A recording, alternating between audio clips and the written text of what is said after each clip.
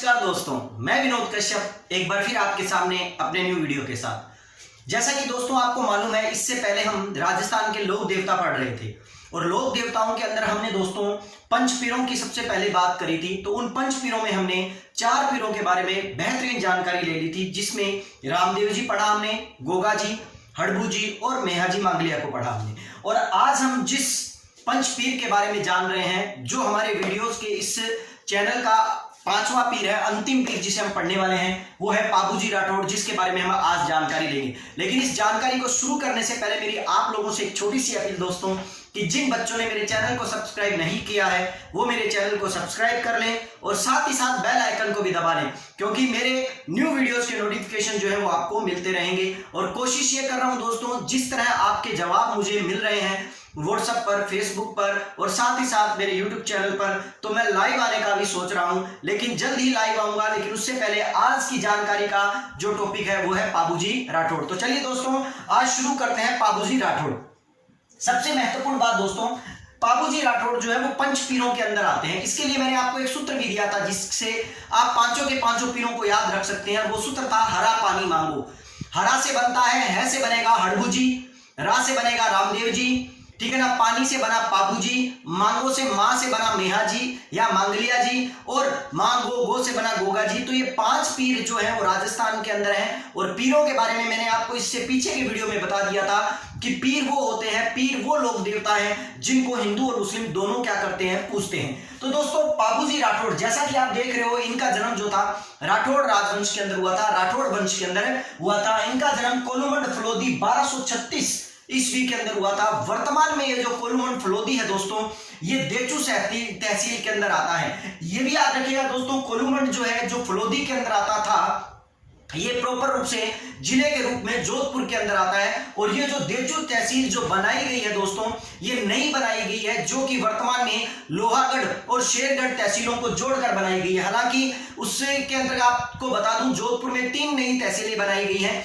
जिनमें बालेसर, देचू और बापणी है। ठीक है, तो दोस्तों मैं बता रहा हूं, वर्तमान में ये देचू तहसील के अंदर पड़ता है और कोलूमंड फलोदी में इनका जन्म हुआ 1236 में। लेकिन यहां पर दोस्तों एक छोटी सी बात मैं आपको बताना चाहूंगा, जो बड़ा ही इंपॉर्टेंट है, जिसको आप नोट के अंदर, जिसको आप विशेष के अंदर क्या कर सकते हो, समझ सकते हो।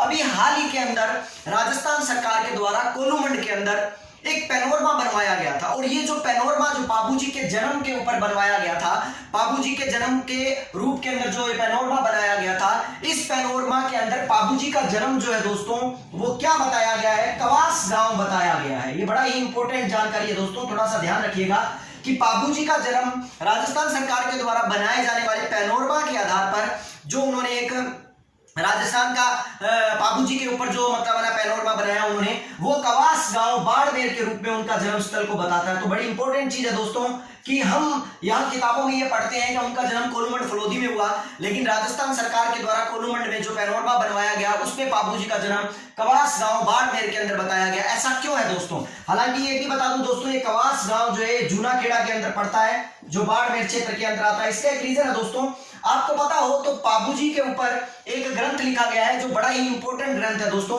जिस ग्रंथ का नाम है पाबू प्रकाश। याद रखिएगा दोस्तों, उस ग्रंथ का नाम क्या है, पाबू प्रकाश। पाबू प्रकाश नामक ग्रंथ जो है वो किसके द्वारा लिखा गया है, आसिया मोड़ की रचना है दोस्तों, या ओसिया मोड़ की रचना है, याद रखिएगा।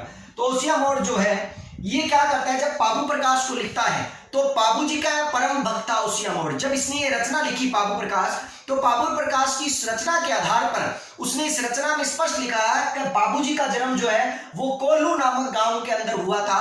ठीक है, और वहां पर उसी गांव के अंदर इनका एक मंदिर बनाया गया। मंदिर को मठ या मंड कहा जाता है, इसीलिए उस क्षेत्र का नाम जो है वो कोल्लू मंड पड़ा। इसीलिए पाबूजी का जन्म स्थल जो है वो क्या मान लिया जाता है, कोल्लू मंड मान लिया जाता है, और मंदिर को मंड कहा जाता है या मठ कहा जाता है। तो इसीलिए याद रखिए, कोल्लू मठ या कोल्लू मंड गांव जो है इसके आधार पर पड़ा है। तो याद रखिए दोस्तों, राजस्थान सरकार के द्वारा कवास गांव बाड़मेर में बताया गया है, और पाबू प्रकाश के द्वारा, जो कि आसिया मोड़ ने रचना लिखी थी, उसके द्वारा कोलूमंड फलोदी के अंदर ये क्या किया गया, इनका जन्म बताया गया है। हम बात कर रहे थे दोस्तों पाबूजी राठौड़ के बारे में। तो पाबूजी राठौड़, जैसा कि मैंने अभी कहा था, ये राठौड़ है। तो हम इनके माता और पिता के बारे में सर्वप्रथम जानकारी लेते हैं। दोस्तों इनके पिता का नाम जो था वो धांधल जी राठौड़ था। थोड़ा इंपॉर्टेंट है दोस्तों, थोड़ा ध्यान दीजिएगा, बड़ा मतलब थोड़ा आराम से समझने की कोशिश कीजिएगा। धांधल जी जो राठौड़ है ये इनके पिता थे और इनकी माता का जो नाम था वो था कमला देवी। दोस्तों धांधल जी राठौड़ कौन है, पहले तो मैं आपको ये बताना चाहूंगा। धांधल जी राठौड़ जो है दोस्तों, राव सिंह के बारे में आपने सुना होगा। राव सिंह जिन्होंने मारवाड़ के अंदर राठौड़ वंश की स्थापना की थी। राव सिंह जिसको राठौड़ों का संस्थापक कहा जाता है, ये राव सिंह के पड़पोते थे। धांधल जी राठौड़ जो थे राव सिंह के क्या थे, पड़पोते थे। तो मैं इसको आपको थोड़ा सा बताने की कोशिश करूंगा कि ये राव सिंह के पड़पोते कैसे थे।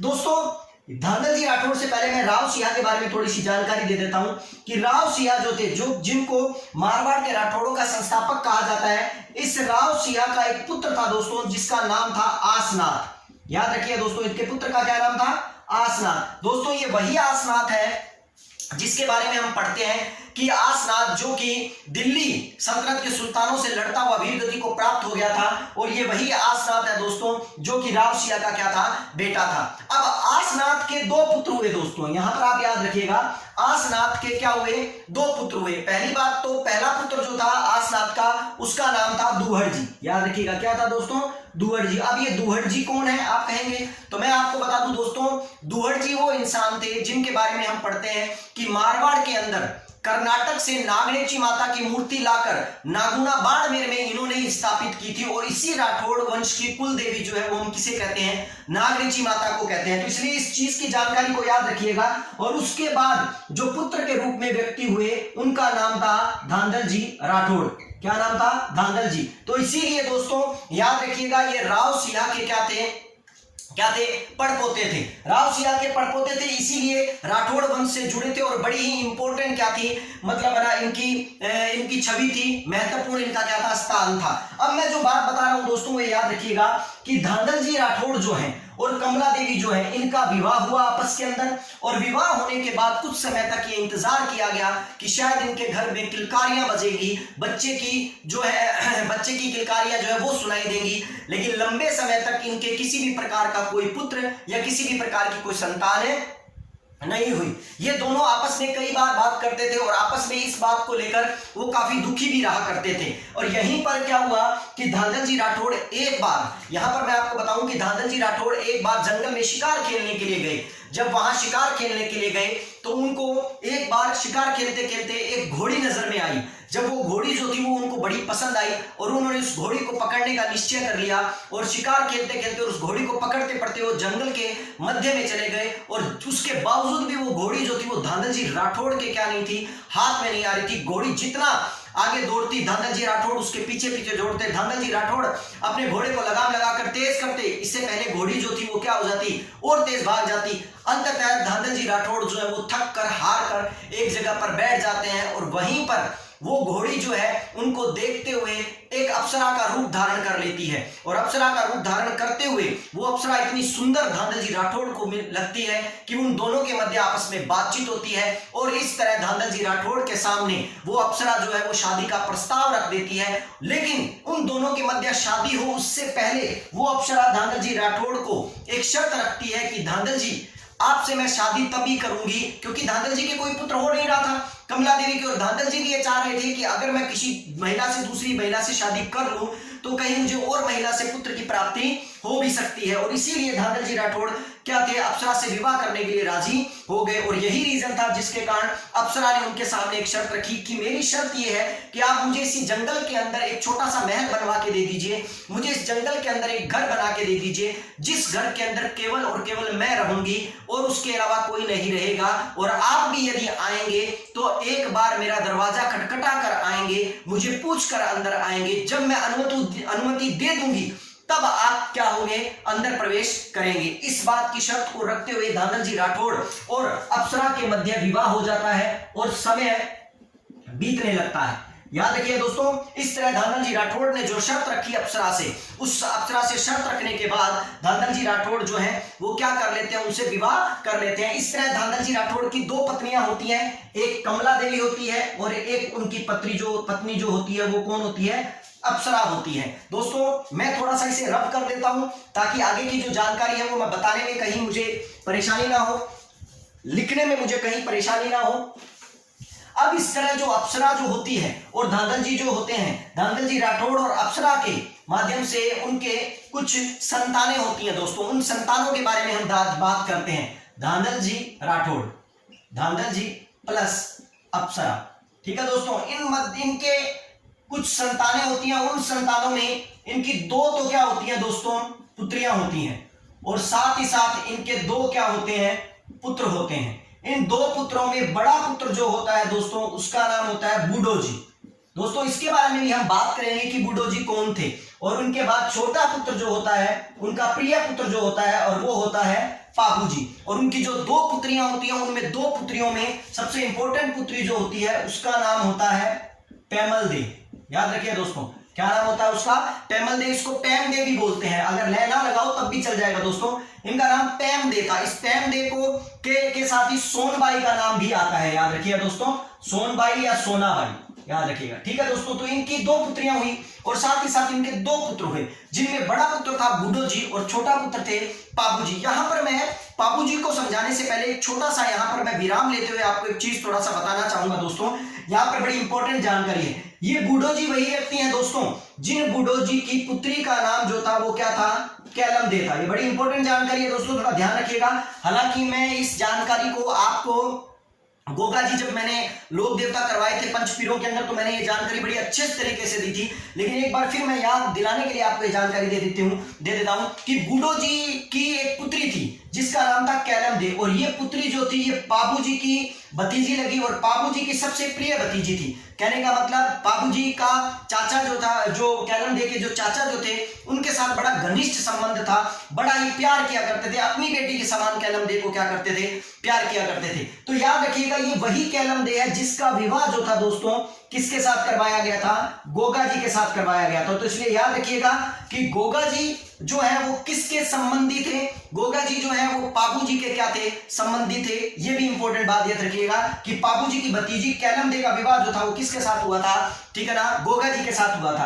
अब मैं बता रहा था इसी बूढ़ो जी के दोस्तों एक पुत्र भी हुआ था जिसका नाम था रूपनाथ झरना, ठीक है ना, जिसको हिमाचल प्रदेश के अंदर बालकनाथ के नाम से भी क्या किया जाता है, जाना जाता है। तो दोस्तों याद रखिएगा कि बूढ़ो जी के पुत्र का नाम जो था वो क्या था, रूपनाथ जी था। अब मैं आगे पापू जी की तरफ आऊंगा और पापू जी को मैं बात करूंगा। दोस्तों पापू जी बड़े छोटे थे, हालांकि अप्सरा जो थी वो महल में रहती थी, लेकिन पापू जी को वो बड़ा खिलाया भी करती थी, लेकिन प्रॉपर रूप से पापू जी का लालन पालन जो था वो कौन कर रही थी, कमला दे कर रही थी। याद रखिएगा कमला देवी कर रही थी। इसलिए इस सब कहानी से हमें ये पता लगता है कि पापू जी, बूढ़ो जी, ये जो भी व्यक्ति थे ये सब एक अवतारित थे। अवतारित का मतलब अवतारित तो नहीं कह सकते, कह सकते हैं कि अप्सरा से उत्पन्न हुए थे, जिनके कारण इनके पास एक दिव्य शक्तियां बोल दीजिए या एक दिव्य तेज बोल दीजिए जन्म से ही इनके पास था। चलिए दोस्तों हम बात कर रहे थे पापू जी की, तो चलो ये कहानी तो हमारे पास क्लियर हो गई कि इस तरह पापू जी का जन्म हुआ। जो कमला देवी बिल्कुल मतलब ना किसी संतान को जन्म नहीं दे रही थी, तो अप्सरा के कारण उनकी दो संतानें भी हो गई। लेकिन हम बात करेंगे हम दोस्तों पापू जी के कुछ उपनामों की कि इनको और किस किस नामों से जाना जाता है। सबसे पहली बात पापू जी को दोस्तों लक्ष्मण का अवतार माना जाता है। ये नाम जो है दोस्तों ये बड़ा ही इंपॉर्टेंट नाम है, इसे आप याद रखिएगा ताकि मैं आपको आगे बड़ी इंपॉर्टेंट जानकारी याद करवा पाऊं। इसीलिए मैं इसे क्या करता हूं, एक खाने में डाल देता हूं, एक बॉक्स में बंद कर देता हूं ताकि हम इसके बारे में आगे जानकारी लें। तो याद रखिएगा पापू जी को लक्ष्मण का अवतार कहा जाता है। एकमात्र लोक देवता जिसको, या कोई भी एक लोक देवता जिसको किसी लोक देवताओं में लक्ष्मण का अवतार क्या किया गया है, बताया गया है, तो लक्ष्मण का अवतार किसे कहा गया, पापू जी को। दूसरी बात सबसे इंपॉर्टेंट नाम उनका जो कि क्या कहा जाता है, ऊंटों के देवता या ऊंटों वाले देवता, ठीक है दोस्तों। और इन्हीं को ही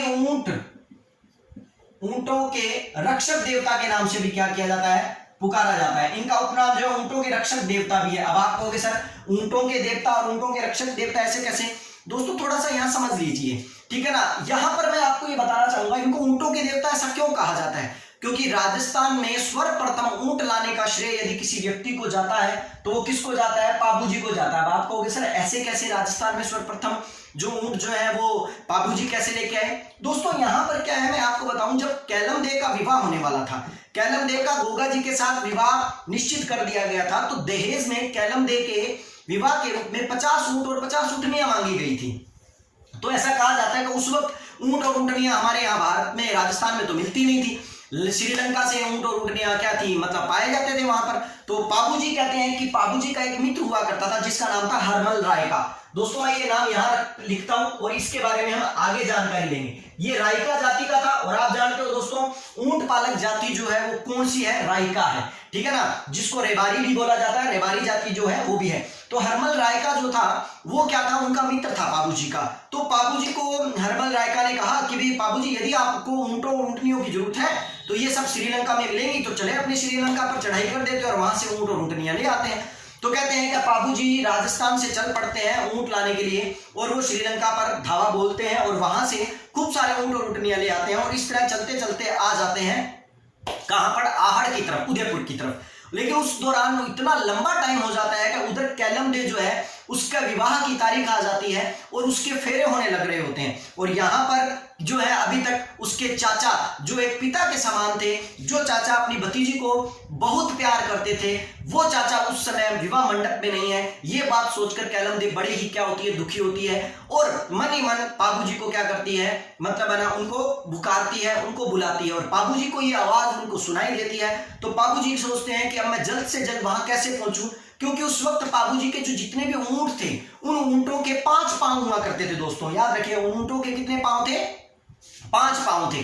तो पाबूजी सोचने लगे एक तो ये ऊंट है, ऊपर से 5 पांव है जिसके कारण ये ज्यादा तेज नहीं चल रहा, तो क्या करें। तो पाबूजी को बड़ा गुस्सा आया और पाबूजी ने क्या किया, ऊंट के जो 5वां पांव जो था उसके लात मारी। जो 5वां पांव ऊंट के पैर जो पेट जो था वो पेट के अंदर धस गया और पेट के अंदर धसकर ऊपर की साइड में क्या बन गया, कूब निकल गया। और इसीलिए दोस्तों आज भी आप ऊंट के अंदर एक बड़ी विशेषता पाओगे कि ऊंट के पेट के नीचे की तरफ में आप देखोगे कि उनके एक पंजे का निशान पाया जाता है जिसे एडर कहा जाता है। दोस्तों हालांकि एडर जो है पंजे को निशान को ही बोला जाता है, चाहे उसके गद्दादार पंजा पैर वाला हो चाहे उसके पेट वाला हो, दोनों निशानों को एडर ही कहा जाता है दोस्तों, याद रखिएगा। और इसीलिए उनके पेट के ऊपर एडर का निशान पाया जाता है क्योंकि ये वो 5वां पांव है जिसको पाबूजी ने क्या कर दिया था, पैर मारकर क्या कर दिया था, अंदर कर दिया था और उसके बाद ऊंट के क्या निकल गई थी, कूब निकल गई थी। और इस तरह पाबूजी अपनी भतीजी के विवाह स्थल पर पहुंच जाते हैं और उसको भेंट स्वरूप 50 ऊंट और 50 ऊंटनियां क्या करते हैं, प्रदान करते हैं। तो दोस्तों इसलिए इनको ऊंटों के देवता कहा जाता है क्योंकि राजस्थान के अंदर सर्वप्रथम ऊंट लाने का श्रेय किसको था, पाबूजी को था। अब बात आती है दोस्तों इनको ऊंटों के रक्षक देवता क्यों कहा जाता है, क्योंकि दोस्तों ऊंटों के अंदर एक बीमारी होती है जिस बीमारी को सर्रा कहा जाता है। दोस्तों याद रखिए, जब ऊंट इस बीमारी से बीमार हो जाता है, ग्रस्त हो जाता है, तो बड़ा ही दुर्लभ हो जाता है, मतलब बड़ा ही दुर्बल हो जाता है, कमजोर हो जाता है और वो धीरे धीरे मरणासन अवस्था में आने लगता है। इसीलिए ऐसा कहा जाता है कि जब इस प्रकार का बीमारी किसी भी ऊंट को हो जाती है तो उस ऊंट के कानों के अंदर पाबूजी की जो फड़ है वो बांची जाती है, उस फड़ को क्या किया जाता है, सुनाया जाता है उसे, और ऐसा कहा जाता है कि वो ऊंट जो है वो तुरंत तंदुरुस्त हो जाता है और वो वापिस क्या हो जाता है, स्वस्थ हो जाता है। इसीलिए इनको ऊंटों के रक्षक देवता के नाम से भी क्या किया गया है, पुकारा गया है। दूसरी बात दोस्तों, पाबूजी को हाड़ फाड़ वाले भी देवता कहा जाता है, हाड़ फाड़ वाले देवता के नाम से भी क्या किया गया है, इनको पुकारा गया है, ये याद रखिएगा। और लक्ष्मण का अवतार तो मैं आपको बता ही चुका हूं कि पाबूजी को क्या कहा गया, लक्ष्मण का अवतार कहा गया। साथ ही साथ इनको प्लेग रक्षक देवता के नाम से भी क्या किया जाता है, जाना जाता है, प्लेग रक्षक देवता के नाम से। तो ये पाबूजी के थे कुछ उपनाम जिनके बारे में हमने क्या ली, जानकारी ली। अब दोस्तों सबसे बड़ी बात, इंपॉर्टेंट बात जो कि मैं अभी आपको बताने वाला हूं, लेकिन उससे पहले आप अगर इस चीज का स्क्रीनशॉट लेना चाहें तो आप इसका स्क्रीनशॉट ले सकते हैं ताकि मैं आपको आगे की जानकारी क्या है देता रहूं। चलिए दोस्तों अब बात करेंगे हम पाबूजी के अन्य चीजों की। तो देखो दोस्तों पाबूजी जो है, पाबूजी के गुरु का नाम जो था वो था गोरखनाथ। याद रखिएगा दोस्तों, पाबूजी के गुरु का नाम क्या था, गोरखनाथ। याद रखिएगा, इनके गुरु का नाम था गोरखनाथ। पाबूजी के गुरु का नाम क्या था, गोरखनाथ। जैसा कि मैं आपको बता रहा था दोस्तों कि यहां पर जो उनकी पत्नी जो थी, किसकी, धांधल जी राठौड़ की, धांधल जी राठौड़ की जो पत्नी थी अप्सरा। अब हम उस कहानी को छोड़कर एक नए चैप्टर पर आते हैं और उसके बारे में सुनते हैं। ऐसा कहा जाता है कि धांधल जी राठौड़ ने एक बार उस नियम को तोड़ दिया, उस शर्त को तोड़ दिया, जो शर्त ये थी कि जब भी धांधल जी राठौड़, ठीक है ना, अप्सरा के कमरे में जाएंगे, पहले वो क्या करेंगे, आवाज लगाकर जाएंगे, उससे पूछकर कमरे में आएंगे। लेकिन एक बार जल्दबाजी के अंदर वो उनसे बिना पूछे कमरे में क्या हो गए, अंदर चले गए और उन्होंने देखा कि कमरे में एक अप्सरा की जगह पर क्या सो रही है, एक शेरनी सो रही है, जो उसका वास्तविक रूप था। और ऐसा कहा भी जाता है दोस्तों कि प्राचीन काल के जो मायावी लोग हुआ करते थे, ये अपने आप का वास्तविक रूप किसी को दिखाते नहीं थे। अगर इनका कोई वास्तविक रूप देख लेता था तो इनको उसी समय अपने देह त्यागनी पड़ती थी। और यही रीजन था जिसके कारण उन्होंने ये शर्त भी रखी थी कि आप अंदर बिना पूछे नहीं आओगे। और कहते हैं कि उस अप्सरा का वास्तविक रूप एक शेरनी का था। तो देखिए उस शेरनी ने एक शेर ही पैदा किया दोस्तों, जो पाबू जी के रूप में और बुढ़ो जी के रूप में हमें देखने को मिला। और आप जानते हो पाबू जी जो है वो अपने आप में युद्ध भी किया उन्होंने, ठीक है ना, गायों की रक्षा के लिए। तो यही रीजन था जिसके कारण हम ये कहानियां पढ़ते हैं दोस्तों। तो कहते हैं कि अब जो था कि उनका जब ये नियम टूट गया तो उसके कारण जो अप्सरा जो थी उन्होंने धांधल जी राठौड़ को कहा कि धांधल जी आपने उस नियम को तोड़ दिया है, ठीक है ना, और मैं जो थी वह मेरे बच्चों के पास रहना चाहती थी, उनके साथ उन्हें खिलाना चाहती थी। पापू को तो मैंने कभी अपने हाथ में भी नहीं लिया, उसे अपने गोदियों में भी कभी नहीं खिलाया, उसे अपने मतलब ना कभी गोदी में उठाया भी नहीं उसे। और आपने इस नियम को तोड़कर मेरी सारी अभिलाषाओं को तोड़ दिया है। तो अब मुझे मेरे इस शरीर को त्यागना पड़ेगा। लेकिन आप मेरे इस शरीर का दाह संस्कार तो कर देंगे, लेकिन मेरी आत्मा जो है उसको क्या करूंगी मैं। तो मैं आपको एक बात बताती हूं कि मेरी आत्मा जो है, ठीक है ना दोस्तों, आत्मा का मतलब कि जो देवी है, ठीक है ना, जो वो अप्सरा है, उस अप्सरा का शरीर तो दाह संस्कार में क्या हो जाएगा दोस्तों, जल जाएगा, या दाह संस्कार के अंतर्गत उसका अंतिम संस्कार हो जाएगा। लेकिन उसकी आत्मा जो है, अप्सरा कहती है कि मेरी आत्मा जो है वो भटकती रहेगी। क्यों भटकती रहेगी? क्योंकि मुझे वो मृत्यु प्राप्त नहीं हुई जो होनी चाहिए थी, और आपने नियम तोड़कर, ठीक है ना, मेरे उस रूप को देख लिया जो नहीं देखना चाहिए था। इसीलिए मैं आत्मा के रूप में बिगनाई गांव में चली जाऊंगी। ये बिगनाई गांव जो है दोस्तों ये बाड़मेर में पड़ता है, याद रखिए दोस्तों, कहां पड़ता है ये, बाड़मेर में, ठीक है दोस्तों। मैं बिगनाई गांव में चली जाऊंगी और बिगनाई गांव के अंदर, उस गांव के अंदर एक महिला है जिसका नाम है देवल, ठीक है ना, मां देवल, याद रखिए दोस्तों। उस गांव के अंदर एक महिला है जो चारण जाति की है जिसका नाम है मां देवल चारणी। उस मां देवल चारणी के यहां पर एक घोड़ी जो है वो गर्भवती है, वो ब्याने वाली है। और उस घोड़ी के गर्भ के अंदर जो भी मतलब अश्व है या जो भी मतलब संतान है, मैं उसके अंतर्गत अपनी आत्मा का प्रवेश करा दूंगी और उसके रूप में मैं क्या करूंगी, जन्म लूंगी। और इस तरह कहते हुए अप्सरा जो है वो क्या हो जाती है, वहीं पर अपने शरीर को त्याग देती है। और त्याग कर क्या हो जाती है, उसकी आत्मा जो है वो बिगनाई गांव बाड़मेर में मां देवल चारणी के यहाँ क्या हो जाती है, चली जाती है। हालांकि दोस्तों इस कथा का जिक्र जो है ये लोगों, उस कथा का जिक्र जो है वो लोक कथाओं में भी होता है। और एक हमारे बहुत बढ़िया सर है दोस्तों गजेंद्र सिंह जी कविया, उन्होंने भी इस कहानी का जिक्र किया है दोस्तों। लेकिन कहीं ना कहीं इस कहानी में एक बड़ी इंपॉर्टेंट बात आती है दोस्तों, जिसको मैं आपको थोड़ा सा बता देता हूं। ये मां देवल चारणी जो है दोस्तों, ये सोढ़ा जो है, सोढ़ा राजपूतों की कुल देवी है दोस्तों, ये याद रखिएगा। सोढ़ा राजपूतों की क्या है, कुल देवी है। और इनका जो मतलब मंदिर जो है, याद रखिए दोस्तों, खारोड़ा गांव पाकिस्तान के अंदर पड़ता है, याद रखिएगा। मां देवल चारणी का मंदिर जो है खारोड़ा गांव पाकिस्तान में पड़ता है। और ये सोढ़ा राजपूतों की क्या है, कुल देवी है। और इसीलिए आप कई बार देखते हो पाकिस्तान के अंदर हम कई बार सोढ़ा राजपूतों के बारे में क्या करते हैं, सुनते हैं कि उन्होंने इस प्रकार का कार्य किया, या वे लोग जो है वो अपने आप को वहां पर मतलब इतने बहुल्य इस बड़े मतलब पाकिस्तान जैसे क्षेत्र के अंदर भी अपने आप को स्थापित कर बैठे हुए हैं। तो ये अमरकोट के बिल्कुल करीब पड़ता है। ये वही अमरकोट है दोस्तों जहां अकबर का क्या हुआ था, मतलब जन्म हुआ था। अकबर जो था मतलब राजपूत राजा वीर साल के यहाँ जो क्या था, पला बड़ा था। तो ये वही अमरकोट की रियासत के अंदर पड़ता है और वहीं पर सोढ़ा राजपूतों का अधिकार था। तो याद रखिए दोस्तों, खारोड़ा गांव के अंदर सोढ़ा राजपूतों की मां देवल चारणी जो है वो कुल देवी है। और वहां क्या हुआ, उनके वहां पर जो अश्व जो मतलब घोड़ी जो थी, जो गर्भवती थी, वहां पर वो क्या थी, मतलब उनके मतलब गर्भ में वो क्या हो गई थी, उसने अपनी आत्मा को स्थापित कर दिया था। यहाँ पर एक और चीज बताता हूं दोस्तों, इस कहानी का जिक्र जो है नैणसीरी ख्यात में भी मिलता है। आपको ध्यान रखिएगा दोस्तों, नैणसीरी ख्यात, ठीक है दोस्तों, नैणसीरी ख्यात जो है, नैणसीरी ख्यात के अनुसार देवल चारणी का दूसरा नाम जो है, सॉरी इस कहानी का नहीं दोस्तों, देवल नैणसिरी ख्यात के अनुसार देवल चारणी जो है, देवल चारणी को नैणसिरी ख्यात के अंदर एक अन्य नाम से क्या किया गया है, पुकारा गया है, जिसका नाम है बिरबड़ी। ठीक है दोस्तों, बिरबड़ी या बिरबाड़ी। ठीक है, बिरबड़ी या बिरबाड़ी। ठीक है दोस्तों, इनको इस नाम से भी पुकारा गया, तो इनका एक अलग नाम भी हमें देखने को प्राप्त होता है। अब जो थी मां देवचारणी के यहाँ पर जो घोड़ी जो थी वो गर्भवती थी, जिनके यहाँ पर उस घोड़ी के क्या हुआ था, घोड़ी हुई थी। ठीक है ना जी, जो कि वास्तविक रूप में कौन थी, पापू जी की मां थी, क्योंकि उन्होंने अपना रूप जो था उसके अंतर्गत क्या कर लिया था, धर लिया था। और इस तरह धांधल जी जो थे, धांधल जी ने मतलब ना जब धीरे धीरे बड़े होने लगे, उधर वो घोड़ी भी बड़ी होने लगी, तो धांधल जी का पुत्र जो पापू जी जो थे वो भी धीरे धीरे जवान हो गए। जवान हो गए तो पापू जी की अब शादी करने वाली बात आ गई। तो शादी करने वाली बात आई तो आपको भी पता है कि पहले के टाइम में तो राजपूत जो थे, राठौड़ जो थे, वो बड़ा अच्छी तरह घोड़ी पर सवार होकर और तैयार होकर बैंड बाजे के बारात के साथ क्या थे, अब शादी मतलब करने के लिए जाया करते थे और दुल्हन लेके आया करते थे।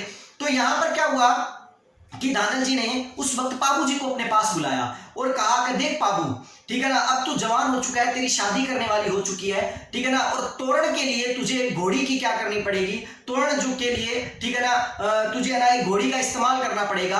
तो ऐसा कर, तू है ना, ऐसा कर, तू बिगनाई गांव जा, ठीक है ना, बिगनियाई गांव जा और वहां जाकर देवल चारणी नाम की एक महिला है, उनके घर के क्या है, उनके घर के अंदर एक घोड़ी है, उस घोड़ी को ले आ, मैं उसी घोड़ी पर बिठा कर तेरा विवाह करना चाहता हूं। ठीक है दोस्तों, और यही घोड़ी जो थी, ये जो मां देवल चारणी के घर पर जन्म लिया था, इसी घोड़ी का नाम था दोस्तों केसर कालनी। ठीक है दोस्तों, ये याद रखिएगा, केसर कालनी। ये जो थी, ये पापू जी की घोड़ी थी दोस्तों, बड़ा इंपॉर्टेंट नाम है केसर कालनी, जो पापू जी की घोड़ी थी, जो वास्तविक रूप में पापू जी की क्या थी, मां भी थी। ऐसा हमें लोक कथाओं के अंदर क्या है पता लगता है। ठीक है दोस्तों, अब बात आने लगी पापू जी जो थे, पापू जी की, आपको मैंने जैसा कि बताया कि पापू जी की जो बहन थी जिसका नाम क्या था दोस्तों, पैमदे। ठीक है ना, मैंने बताया था पापू जी की बहन जो थी जिसका नाम क्या था, पैमदे। दोस्तों पैमदे जो थी, पापू जी की जो बहन थी, इस पैमदे का विवाह जो था नागौर के राजा जिंदराव खिच्ची के साथ करवाया गया था। याद रखिएगा दोस्तों, यहाँ बड़ी इंपॉर्टेंट जानकारी है। पैमदे का विवाह जो था राजा किसके साथ करवाया गया था, जिंदराव खिच्ची के साथ करवाया गया था। ठीक है दोस्तों, ये वही जिंदराव खिच्ची है दोस्तों, जो जायल का शासक था, जायल जो नागौर के अंदर पड़ता है। ठीक है ना, इस पापू जी का ये क्या लगा, बहनोई लगा, अर्थात जिंदराव खिच्ची जो है वो पापू जी का क्या है, बहनोई है, जो पैमदेव से जिसका क्या करवाया गया, विवाह करवाया गया। अब पापू जी का विवाह जो था वो पाकिस्तान के अमरकोट के क्षेत्र के अंदर रहने वाली एक महिला थी जिसका नाम फुल्लम दे था, जिसको हम सुप्यार दे के नाम से भी जानते हैं दोस्तों। ठीक है ना, याद रखिएगा, पापू जी की पत्नी का नाम क्या था, सुप्यार दे, या हम जिसको हम किसके नाम से जानते हैं दोस्तों, उनको एक अलग नाम से भी पुकारा जाता है जिसका नाम है फुल्लम दे। ठीक है दोस्तों, फुल्लम दे, फुल्लम दे, ये नाम भी है इनका। ठीक है ना, पाकिस्तान के अमरकोट की रहने वाली थी। ठीक है ना, इनके साथ इनकी शादी क्या हो जाती है, मतलब तय कर दी जाती है, जो सूरजमल लोढ़ा की क्या थी, पुत्री थी, सोडा की पुत्री थी, क्योंकि सोडा राजपूतों के यही इनका क्या हुआ था, रिश्ता हुआ था। अब दोस्तों मैं जो बताने वाला हूं, जैसा कि मैंने आपको कहा था कि लक्ष्मण के अवतार को आप ब्रैकेट में डाल लीजिएगा, क्योंकि मैं आपको इससे एक अलग फैक्ट बताने वाला हूं। वो फैक्ट ये है कि दोस्तों ये सुप्यार जो दे है, और पापू जी को लक्ष्मण का अवतार क्यों कहा जाता है, पापू जी को लक्ष्मण का अवतार कहा जाता है इसीलिए सुप्यार दे को शूर्पणखा का अवतार बताया जाता है। दोस्तों ये वही शूर्पणखा है जिसकी नाक लक्ष्मण ने काट दी थी और शूर्पणखा ने अपने प्यार का इजहार लक्ष्मण के सामने किया था। ठीक है ना दोस्तों, ये वही शूर्पणखा है जो रावण की बहन थी, और कहते हैं कि इस शूर्पणखा का अवतार लेकर इस युग के अंदर आई थी सुप्यार दे। ठीक है ना, शूर्पणखा से सुप्यार दे, फुल्लम दे, और कहते हैं कि वो प्यार जो त्रेता युग में, ठीक है ना, परवान चढ़ा था, लेकिन कलयुग में आकर के, जो त्रेता युग में मतलब ना जो प्यार हुआ था, वो कलयुग में आकर क्या हुआ था, परवान है चढ़ा था, पूर्ण हुआ था। तो इसलिए याद रखिएगा, पापू जी को लक्ष्मण का अवतार कहा जाता है, इसीलिए सुप्यार दे को शूर्पणखा का क्या माना जाता है, अवतार माना जाता है। और इनके इस प्रेम की कहानी को मतलब ना क्या है, लोक कथाओं में भी बताया जाता है। चलिए दोस्तों, हम बात कर रहे थे पापू जी के विवाह के बारे में, कि पापू जी का विवाह जो है वो किससे होने वाला है, सुप्यार दे से होने वाला है, फुल्लम दे से होने वाला है। लेकिन कैसे होने वाला है, क्योंकि अभी तो उस घोड़ी का, अभी तो केसर कालनी का अभी क्या है, एक झगड़ा होगा, केसर कालनी का एक लफड़ा होगा, जिसको पढ़ने से पहले आप इसका स्क्रीनशॉट ले लीजिए, और फिर हम उसके बाद आगे की जानकारी क्या करते हैं, लेते हैं। चलिए दोस्तों, अब जिंदराव खिच्ची जो है, जो जायल का शासक था, उस जिंदराव खिच्ची को भी केसर कालनी घोड़ी जो है वो पसंद आ गई दोस्तों। इसको मैं साफ कर देता हूं ताकि हम इसको अच्छी तरह आगे जानकारी ले पाए। बीच में दोस्तों जितनी देर में इसे साफ कर रहा हूं उतनी देर में आपको एक चीज बताता हूं दोस्तों कि रीट की वैकेंसी की डेट्स जो है वो भी अभी कंफर्म हो गई हैं। तो उसके लिए मैं आपको बताता हूं दोस्तों कि मंजिल भी जिद्दी है और रास्ते भी जिद्दी हैं। मंजिल भी जिद्दी है और रास्ते भी जिद्दी हैं। देखते हैं कल क्या होगा, देखते हैं कल क्या होगा। मेरे हौसले भी तो उससे कहीं जिद्दी हैं। तो याद रखिए दोस्तों, अपने हौसलों को जिद्दी रखिए। पेपर चाहे कितनी बार भी आगे हो, जब जब ये आगे होगा तब तब आप इतने जिद्दी बन जाइए, इतने जिद्दी बन जाइए और इन चीजों को इतनी अच्छी तरह से, ठीक है ना, रट लीजिए। इन चीजों को इतनी अच्छी तरह से समझ लीजिए कि चाहे ये कितनी बार भी मंजिलें, कितनी बार भी जिद्दी होकर हमसे दूर जाती रहें, लेकिन हमने उन मंजिलों को क्या नहीं करना है, छोड़ना नहीं है, उनको पाना ही पाना है। चलिए दोस्तों, क्योंकि कहने वाले ने कहा है कि सफलता इश्क से नहीं होती है, सफलता इश्क से नहीं होती है, सफलता रिस्क से होती है, ठीक है ना, या रिस्क से मिलती है। याद रखिएगा, रिस्क से आती है। तो चलिए दोस्तों, हम बाबूजी की उस कहानी के बारे में जिक्र कर रहे थे। जींद्राव खींची को भी क्या होती है, वो केसर काल में घोड़ी जो वो पसंद आ जाती है।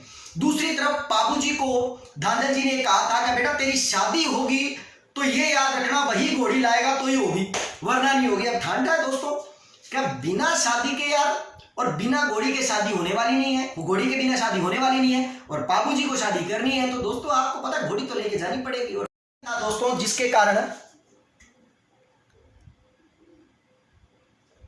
यही रीजन था दोस्तों, जिसके कारण, क्योंकि मेरा वीडियो जो है दोस्तों थोड़ा बड़ा हो गया था, इसके कारण वो दोबारा शुरू हुआ है, तो मुझे दोनों वीडियो जोड़ने में भी टाइम लगेगा, इसलिए चलो चलने दीजिए। इसी के कारण क्या हुआ दोस्तों, क्या हुआ कि बाबूजी जो थे वो घोड़ी लेने के लिए चल पड़ते हैं। अब इधर जींद्राव खींची पहुंच जाते हैं और इधर बाबूजी पहुंच जाते हैं और दोनों देवल मां चारणी के यहाँ पर घोड़ी लेने के लिए आ जाते हैं और खड़े हो जाते हैं। और जींद्राव खींची देवल चारणी को बोलते हैं कि देवल तू मुझे घोड़ी दे दे, ये घोड़ी मुझे पसंद है और बोल इसकी क्या कीमत है। बड़े अहंकार से मतलब जींद्राव खींची इस बात को बोलते हैं, लेकिन बाबूजी बड़े शालीनता से उसी माँ देवल चारणी के आगे हाथ जोड़ते हैं और समर्पण भाव से हाथ जोड़ते हुए से कहते हैं कि हे माँ, मैं विवाह करना चाहता हूं और मैं विवाह करने के कारण मेरे पिता ने इस घोड़ी को लाने के लिए कहा है और मैं आपसे नतमस्तक होकर आपसे इस घोड़ी को ले जाने के लिए आया हूं।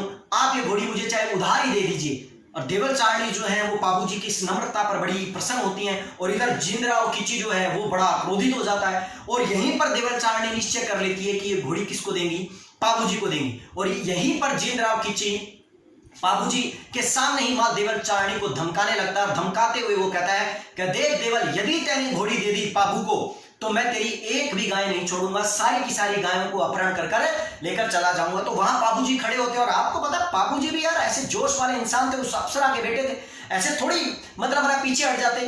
वो कहते हैं ना कि मत नट जे मां मत नट जे, तू चारणगारी चारणी, मत नट जे मां मत नट जे, तू चारणगारी चारणी चारणी, ठीक है ना, जय घेरे थारी गाया तो सिर देशू सट्टे गाए, ठीक है ना। मेरा कहने का मतलब हुआ कि ये बातें सर भी हमें कई बार समझाते हैं, उन सर से भी मैंने ये बातें सीखी है कि यदि अगर तेरी गायों को इस जींद्राव खींची ने कहीं घेर लिया, कहीं अपहरण कर लिया, तो मां चाहे मेरे एक आदमी का सर कटकर एक गाय बचानी पड़े, तेरी गायों की आंच नहीं आने दूंगा।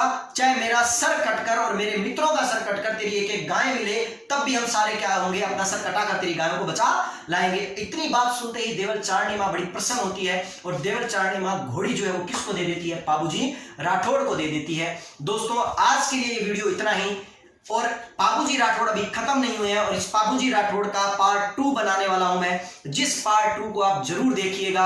और अगर ये वीडियो आपको पसंद आया और ये जानकारी आपको पसंद आई है तो मेरे वीडियो को जरूर लाइक कीजिए। मेरे वीडियो को लाइक करने के साथ साथ मेरे चैनल को भी सब्सक्राइब कर लीजिए। और आज के लिए दोस्तों इतना ही, और मिलते हैं हम बाबूजी पार्ट 2 के अंदर। धन्यवाद दोस्तों।